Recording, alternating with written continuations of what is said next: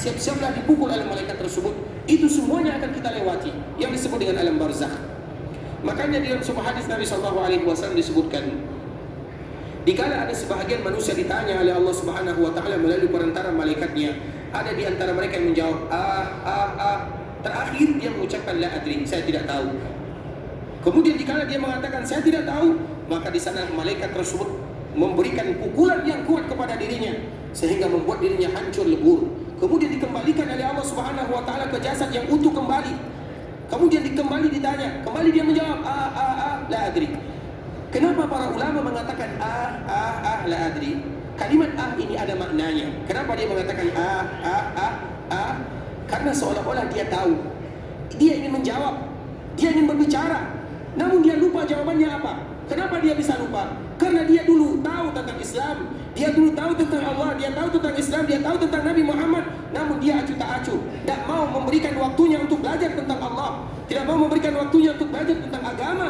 Dia disibukkan dengan dunia dan seisinya, dan dia tidak mau tahu tentang baginda yang mulia sallallahu alaihi wasallam. Sehingga dikala dia bertanya atau dikala dia ditanya, seolah-olah dia akan memberikan jawaban, namun jawaban tersebut tertutup dengan kalimat tidak jadi dia bisa mengeluarkan jawaban tersebut karena dia lalai dalam kehidupan dunia. Dan mereka itu adalah mereka yang lalai dari belajar agama Allah. Mereka tidak mau belajar tentang Allah, mereka tidak mau belajar tentang Islam, mereka tidak mau belajar tentang Muhammad bin Abdullah sallallahu alaihi wasallam. Tiga pertanyaan yang disebutkan oleh para ulama, tiga landasan utama. Makanya wajib kita tahu tentang Allah Azza wa Jalla, nama Allah, sifat Allah, kemuliaan Allah, kasih sayang Allah. Kemudian kita tahu tentang Islam, bagaimana Islam, apa ajarannya. Kemudian kita juga tahu ikhwatul Islam tentang Nabi sallallahu alaihi wasallam. Oleh karenanya, jangan haramkan diri kita untuk tidak belajar agama. Kalau kita yang selama ini disibukkan dengan dunia, sempatkan waktu kita walaupun setengah jam dalam setiap harinya belajar agama Allah Subhanahu wa taala, karena itu yang akan kita bawa. Yang lainnya akan meninggalkan kita. Keluarga kita tidak akan pernah menemani kita. Harta kita apalagi akan meninggalkan kita dan akan dimiliki oleh orang lain. Apa yang kita bawa? Yang kita bawa berjumpa dengan Allah adalah agama itu sendiri. Jadi belajar agama dimanapun kita berada, ikhwatul Islam, sempatkan waktu kita baca Quran ataupun baca hadis Nabi sallallahu alaihi wasallam. Karena kaum muslimin, umat Nabi adalah umat Iqra, sehingga ayat yang pertama kali turun adalah Iqra, baca. Kita adalah umat Iqra, umat yang punya peradaban dan punya pengetahuan, umat yang berilmu, sehingga ayat yang pertama kali turun adalah Iqra, baca, belajar tentang agama Allah Azza wa Jalla. Nah, belajar agama di mana saja harus kita lakukan. Namun dikala kita berada di dalam Masjid Nabawi, dikala kita berada di kota Madinah, di Masjid Rasulullah sallallahu alaihi wasallam, maka itu ada motivasi yang lain. Belajar agama di mana saja ada keutamaan yang luar biasa. Salah satu keutamaan yang paling indah ikhwatul Islam, sebagaimana disebutkan dalam hadis Nabi sallallahu alaihi wasallam, Allah menyebutkan kepada mereka yang berada di dalam majlis yang belajar agama, dibacakan Al-Quran dan sunnah-sunnah Nabi sallallahu alaihi wasallam. Kemudian apa kata Allah kepada malaikatnya? Karena malaikat senantiasa memberikan naungan. Allah Subhanahu wa taala turunkan kenyamanan kepada mereka, rahmat dan kasih sayang. Malaikat mengepakkan sayapnya kepada mereka yang belajar agama. Kemudian terakhir, apa kata Allah Subhanahu wa taala kepada para malaikat? Wahai malaikatku, catat mereka semua, kemudian masukkan ke dalam orang-orang yang diampunkan oleh Allah Subhanahu wa taala. Semoga Allah ampunkan kita bersama. Amin. Kemudian apa kata malaikat Allah? Malaikat pun mulai mencatatnya. Dicatat satu persatu nama orang yang tadi yang akan dimasukkan ke dalam kasih sayang Allah, ke dalam ampunan Allah Subhanahu wa taala. Kemudian malaikat bertanya kepada Allah Subhanahu wa taala, "Ya Allah, ada fulan bin fulan, ada seorang hamba yang mana dia tidak sengaja lewat. Jadi dia lewat tidak sengaja, tanpa disengaja. Kemudian dia lewat, kemudian dia berdiri atau duduk di sana tanpa disengaja. Bagaimana kiranya ya Allah, apakah dia termasuk ke dalam mereka yang diampunkan atau tidak?" Malaikat bertanya karena tidak tahu jawabannya atau apa yang harus dia lakukan. Apa kata Allah Subhanahu wa taala? "Hum qaumun la yashqa bihim jalis." Masukkan mereka semuanya, karena mereka itu adalah sebuah kaum yang akan senantiasa memberikan manfaat kepada orang lainnya. Masukkan mereka semuanya. Kalau seandainya mereka yang tidak sengaja datang ke majelis ilmu, datang belajar agama, tidak sengaja diampunkan oleh Allah Subhanahu wa taala, bagaimana kiranya mereka yang sengaja belajar agama Allah Azza wa Jalla. Apalagi dikala kita berada di kota Rasulullah SAW, itu makna secara umum dimanapun kita belajar agama, itu keutamaannya. Terlebih-lebih dikala kita berada di kota Nabawi atau di Masjid Nabawi, yang mana Rasulullah SAW menyebutkan, "Man ja'a masjidi hadza la ya'tihi illa li khairin yata'allamuhu aw yu'allimuhu, fa huwa fahuwa bimanzilatil mujahidi fi sabilillah. Barang siapa yang datang ke dalam Masjid Nabawi, yang mana mereka datang selain mereka beribadah, selain sholat, selain mereka berzikir, selain mereka berdoa, namun mereka juga menginginkan kebaikan, yaitu mereka ingin belajar agama, mereka ingin belajar atau mereka diajar, fahuwa bimanzilatil mujahidi fi sabilillah, maka mereka ibarat orang yang sedang berjihad di jalan Allah Subhanahu wa taala. Datang ke masjid yang indah, berkumpul bersama saudara-saudara seiman seakidah dari seluruh penjuru dunia, kemudian kita belajar agama, maka kita dihitung sebagai orang yang berjihad di jalan Allah Subhanahu wa taala. Kapan lagi kita akan mendapatkan keutamaan tersebut? Berjihad dengan pedang, berjihad dengan senjata, mungkin kita tidak bisa melakukannya. Namun apakah kita tidak bisa berjihad dengan apa yang disebutkan oleh baginda yang mulia sallallahu alaihi wasallam, yaitu belajar agama Allah Subhanahu wa taala. Dan itu merupakan kemuliaan demi kemuliaan yang ada di dalam Masjid Nabawi, ikhwatul Islam. Nabi menyebutkan barang siapa yang datang ke masjidku ini untuk belajar agama, dia yang belajar atau dia yang mengajar, yang belajar dan yang diajar dan yang mengajar, mereka semua termasuk orang-orang yang berjihad di jalan Allah Subhanahu wa taala. Sehingga Masjid Nabawi mulai dari Nabi SAW hijrah dari Mekah menuju Madinah sampai saat sekarang ini, ikhwatul Islam, betul-betul dimanfaatkan oleh kaum muslimin untuk belajar agama Allah Subhanahu wa taala. Di zaman Nabi kita tahu bagaimana sahabat Nabi SAW, Umar bin Khattab. Coba bayangkan Umar bin Khattab. Umar bin Khattab itu dia pernah tinggal di Awali. Di Awali itu tidak jauh dari Masjid Quba. Di sanalah salah satu rumah Umar bin Khattab radhiyallahu taala anhu. Walaupun Umar ada rumahnya di samping Masjid Nabawi. Karena kita tahu sahabat Nabi SAW itu rata-rata tidak ada yang memiliki satu istri. Salah satunya adalah Umar bin Khattab radhiyallahu taala anhu, yang mana salah satu rumahnya dekat Awali.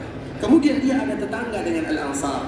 Dia bekerja, sibuk sama seperti kita. Kalau dibanding sibuk, lebih sibuk Umar bin Khattab, lebih sibuk sahabat Nabi SAW. Mereka selalu sibuk.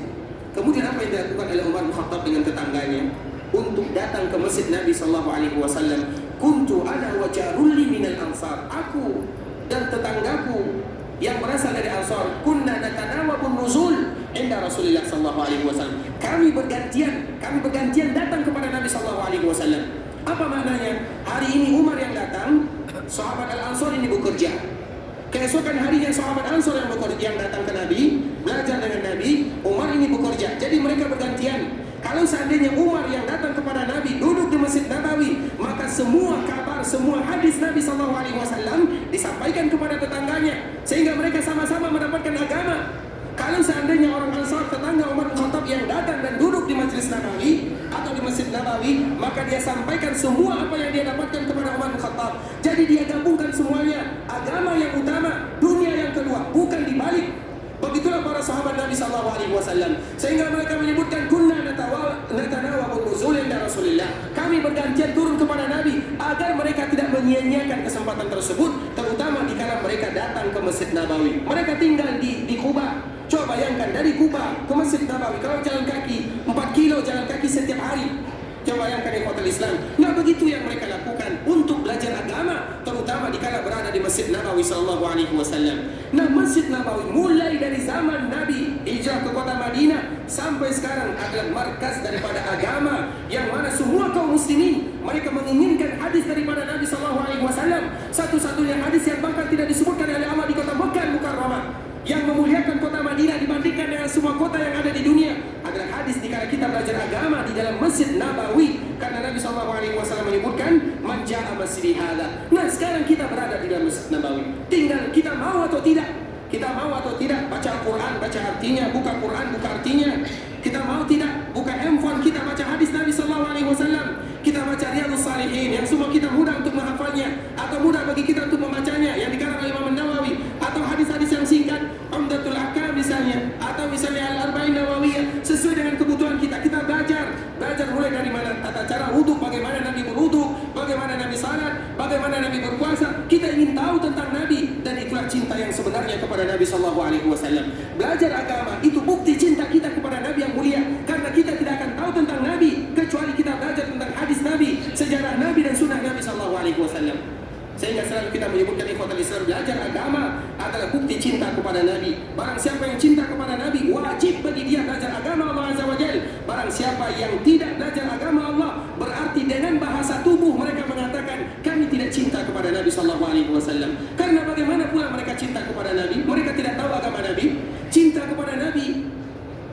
tahu tentang agama Nabi, dan tahu tentang siapa yang mengutus Nabi. Maka itulah kalimat yang selalu kita ucapkan siang dan malam, raditu billahi rabba wa bil islami dina wa bi Muhammadin sallallahu alaihi wasallam nabiyyan wa rasulah. Sesuai dengan pertanyaan kita pertama kali kita berpisah dengan dunia, yaitu 3. Maka kita di dunia senantiasa mengucapkan 3 kali di pagi hari, 3 kali di sore hari, raditu billahi rabba wa bil islami dina wa bi Muhammadin sallallahu alaihi wasallam nabiyyan wa rasulah. Apa konsekuensinya? Kalau kita betul-betul bisa memahami 3 ini, kita selalu ingin mengetahui tentang Allah, mengetahui tentang Islam, mengetahui tentang Nabi, maka apa kata Nabi? Wajabat lahul jannah, maka wajib untuknya surga. Berarti dikala kita mempelajari 3 ini ikhwatul Islam, yang itu adalah dasar daripada agama kita, terutama dikala kita berada di kota Madinah di dalam Masjid Nabawi, maka wajabat lahul jannah, wajib baginya surga Allah Subhanahu wa taala, dan itu merupakan kemuliaan yang luar biasa. Kemudian Nabi sallallahu alaihi wasallam menyebutkan, "Wa man jaa'a li ghairi dzalika fa huwa bi manzilati ar-rajul yanzuru ila mata' ghairi."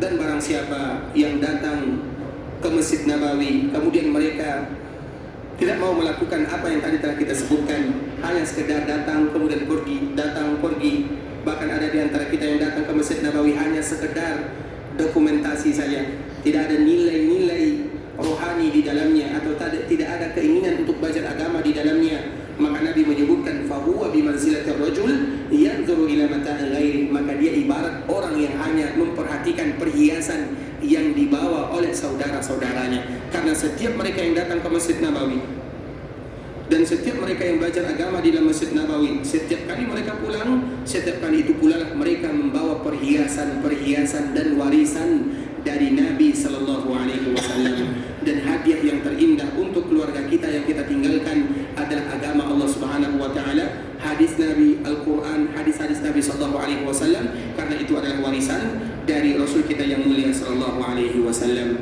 Sehingga ini merupakan motivasi bagi kita bersama ikhwatul Islam untuk tidak mengharamkan diri kita memanfaatkan momen yang ada dikala kita berada di kota Madinah di dalam masjid baginda yang mulia sallallahu alaihi wasallam. Ikhwatul Islam, saudara kaum muslimin, para tamu Allah rahimani wa rahimakumullah. Sebelum kita menutup pembahasan kita ini, ada salah satu pertanyaan. Kalau di antara kita ada yang ingin bertanya, maka kami persilakan. Namun pertanyaan tersebut mungkin diajukan melalui kertas seperti yang dilakukan oleh saudara kita ini.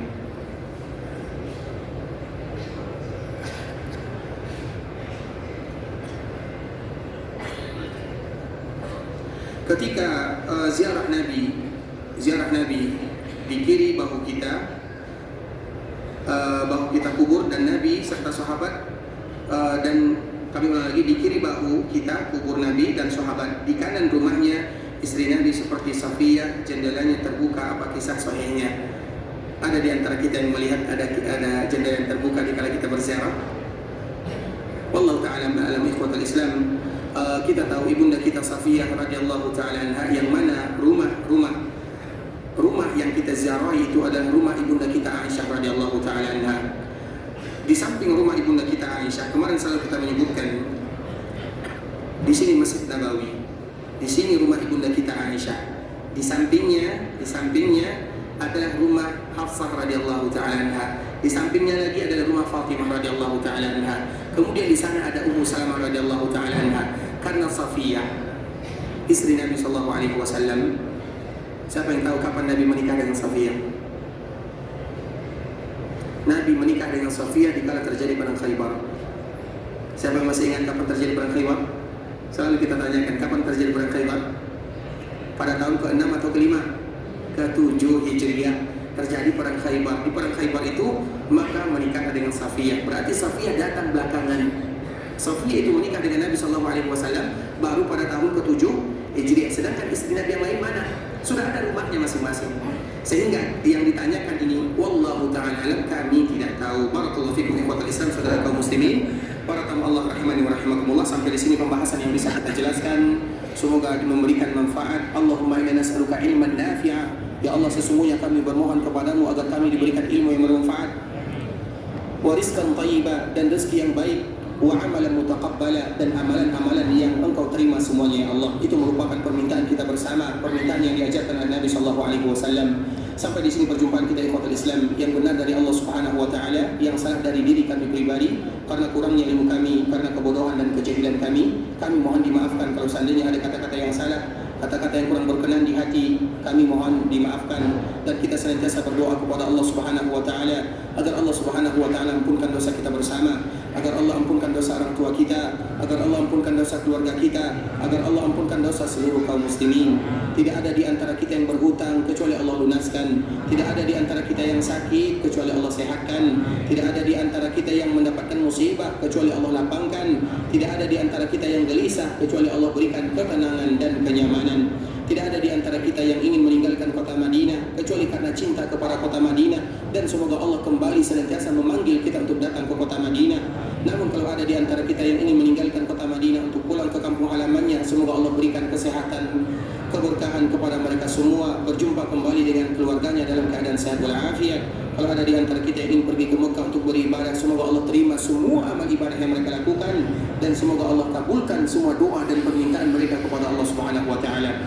Allahumma inna nas'aluka bi asma'ikal husna wa sifatikal ula, ya hayyu ya qayyum bi rahmatika nastaghith, aslih lana sya'nana kullahu wa la takilna ila anfusina tarfata 'ain. Allahumma ighfir lana dhunubana wa liwalidina warhamhuma kama rabbawna shighara. Allahumma inna nas'aluka ats-tsabata fil amr wal 'azimata 'ala ar-rushd. Allahumma a'inna 'ala dhikrika wa syukrika wa husni ibadatik. Allahumma inna nas'aluka al-jannah wa ma qarraba ilayha min qawlin wa 'amal. Allahumma inna nas'aluka al-jannah. Allahumma inna nas'aluka al-jannah wa ma qarraba ilayha min qawlin wa 'amal. Wa na'udzu bika minan nar wa na'udzu bika minan nar wa na'udzu bika minan nar wa ma qarraba ilayha min qawlin wa 'amal. اللهم تقبل منا صلاتنا وصيامنا ودعاءنا وركوعنا وسجودنا وكل عبادة يا الله إنك أنت السميع العليم وتب علينا إنك أنت التواب الرحيم. ربنا ظلمنا أنفسنا وإن لم تغفر لنا وترحمنا لنكونن من الخاسرين. ربنا آتنا في الدنيا حسنة وفي الآخرة حسنة وقنا عذاب النار. وصل اللهم وسلم على نبينا وحبيبنا وخليلنا محمد وعلى آله وصحبه وسلم تسليما كثيرا. سبحان ربك رب العزة عما يصفون وسلام على المرسلين والحمد لله رب العالمين. والسلام عليكم ورحمة الله وبركاته. Waalaikumsalam.